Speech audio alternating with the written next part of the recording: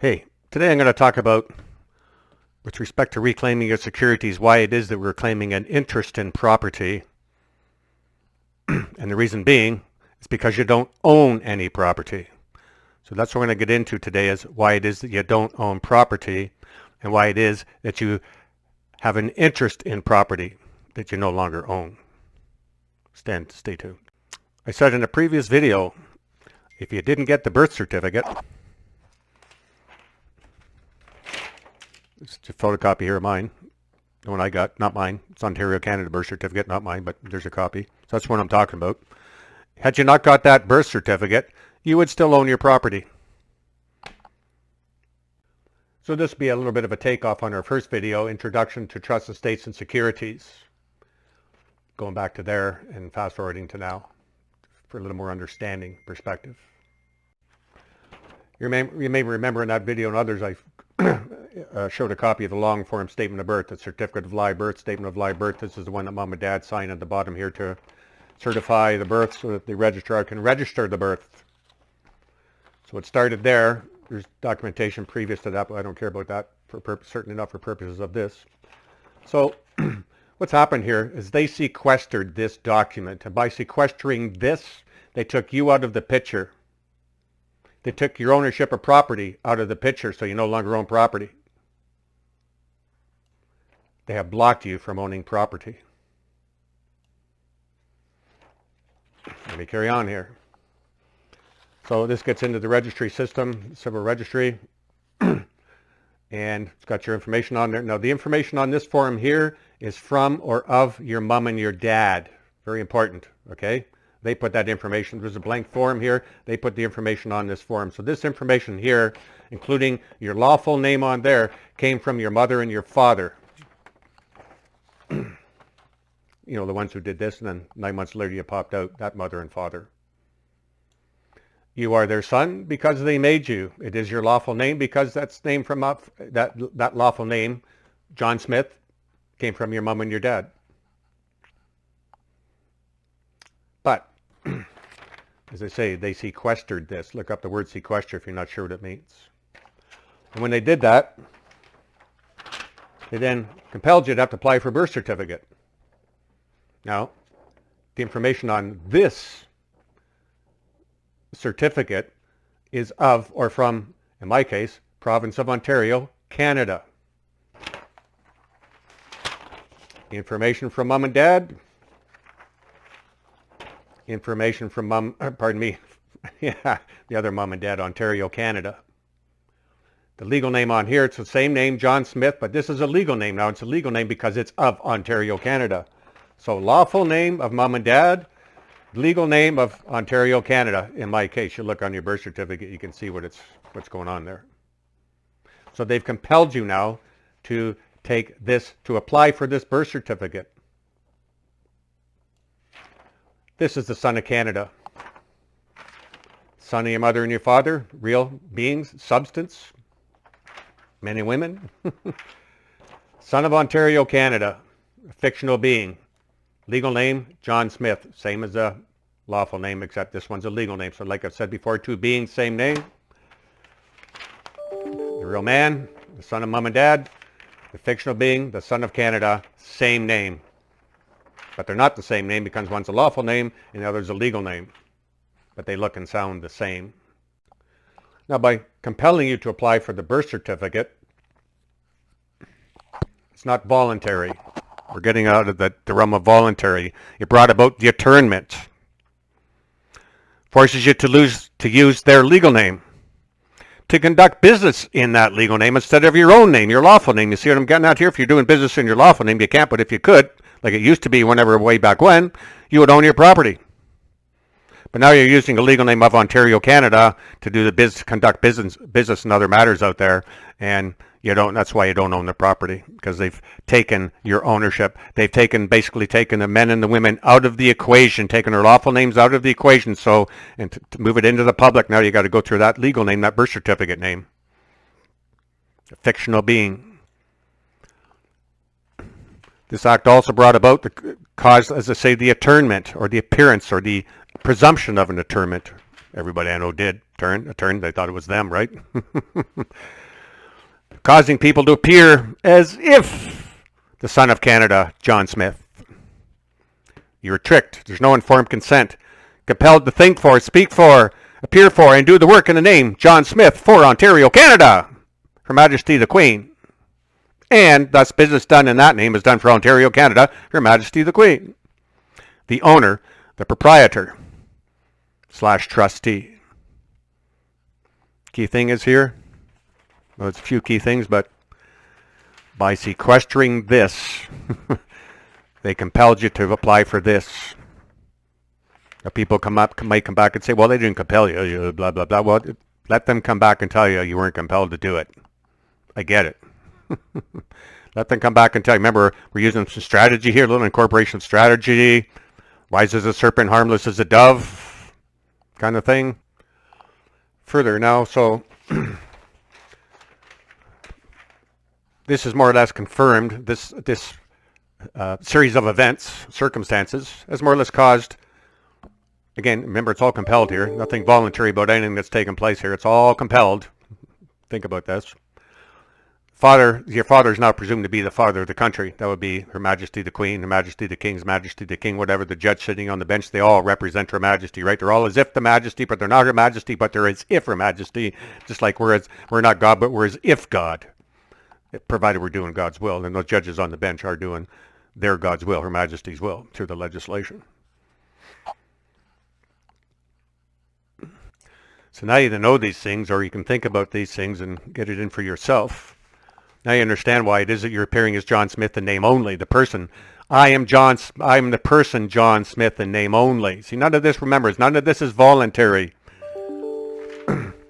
They took the people out of the equation, and they took your ability to own property. It's all right here, but they have this, and you can only do business in this name out there, with this name out there in the public, so on and so forth. So here's your ownership. This is you. This is your lawful name. Sequestered. Bye-bye. In the vault, whatever. Compelling you. I don't like the word force, but compelling you, to apply for a birth certificate and then enter into that matrix system out there, that legal system. But it's not voluntary. It is not voluntary. You're compelled. They took you out of the equation. Remember, there's no substance in the system, right? Form only. Form only. There's no men and women in there. Well, they took us, like I said, with the long form when they registered the birth and they sequestered that document, preventing us from doing business under lawful names, forcing us to do it in the legal name of Ontario, Canada. You get it? It's not voluntary. You're compelled. There's relief in that knowledge, understanding.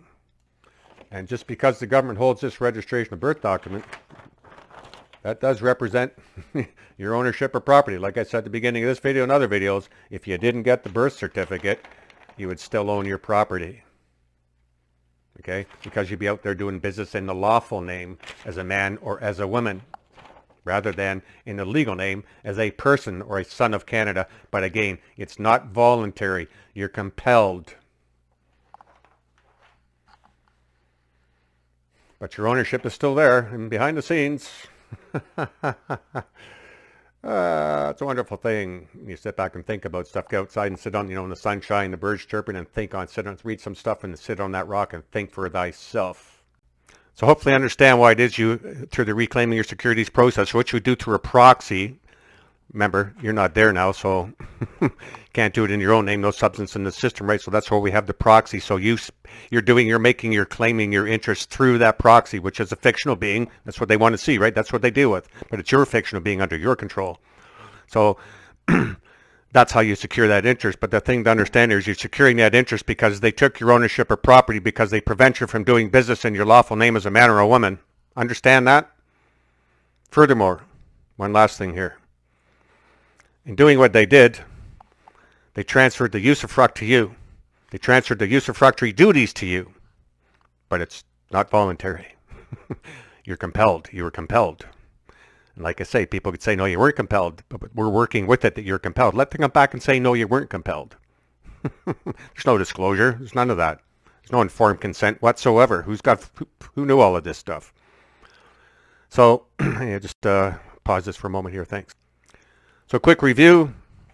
When they sequestered this, they blocked you from owning property. Because they blocked you from doing business as a man or a woman in your lawful name, and compelled you to use this now, this identity document of Ontario, of Canada, John Smith of Ontario, of Canada. Information on here is of Ontario, of Canada. It's not from your mom and dad.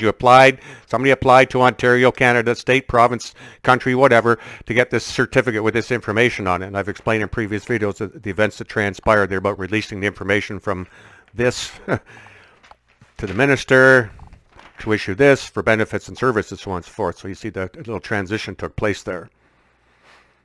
That's why we use the word term it, but none of it's all compelled. It's not voluntary. So now they understand, or hopefully understand, why it is you're securing an interest in property that now you don't own it now, because it all belongs to the country, because it's all being done in the name John Smith of Canada, of Ontario. This name John Smith, and so you don't own the property, and that's why you're securing interest in the property through the proxy. That's the general gist of it behind the scenes, why that's taking place, because they've sequestered your ability to own property by sequestering your lawful name and compelling you to do business in the legal name of Ontario, of Canada, of Washington, D.C., of Florida, of Germany, of Australia, whatever. That's why you have an interest. That's why you're securing an interest. If you owned your property, you don't secure an interest in property you own, right? You own it. So that's the reason for the interest. Claiming an interest and securing an interest.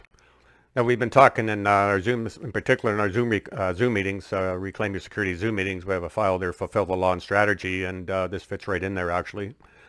The thing is here, is there something you can do with your interest? Remember, you're forced to take an interest. You're compelled to take an interest in property that you would have owned, but you don't own now. So you're compelled to take an interest in the property, but you were compelled to do that. You can give it back. Keep in mind, they have this, right? This is the real you. This is your lawful name. This is where your ownership is. They have this. We have this. And as long as you're taking that interest, that's going to be a bit of a problem. Well, it is a problem. Potentially a problem. So partly to get the monkey off your back, is there something that can be done with that interest? As we talked about, I think I touched on it one or two of the videos on YouTube as well, what can be done with that interest, but it's a little bit different here. When you understand you're compelled to do this, it's like if you're compelled to take a benefit, you don't have to take it, right? And if you discover later you're compelled to take a benefit, you can always return it, right? Sort of thing. So, yeah, something that can be done with that interest, with this understanding of what I talked about in this video here, 100%. You know, for the most part, this stuff is just about thinking for yourself. I get it, people like to get together in groups and, bounce stuff back and forth, and it, quite frankly, generally turns into a poop show. Think about it. Think about it. See it in your mind. See that what transpired here, and compelled to get this, and this is what you're using now, driver's license, social insurance, all that stuff. You're compelled to take an interest in property that would otherwise be your property. And there's something you can do with that interest to get that monkey off your back. And I believe that's it. Oh, if you would kindly share these videos and hit the subscribe button, that'd be great. We're not monetized on this channel, so it's not like we're making money off the YouTube channel. Nothing. It was never intent to do that. All right. Love you. God bless. I'm done here. Said enough. Yeah. Later. God never fails. Not possible. Keep smiling. Love you. Till next time. Should just clarify one thing here. With reclaiming your securities, part of the process is, yes, we're securing the interest, but then we're also assigning that to the Minister of the Treasury to do the set-offs. Well, like I say, there's another way to deal with that interest. Give it back to them. Return it. It's not complicated. Think about it. Love you. That's it. I'm done. Yeah, I'm done. Thanks. Ciao. Love you.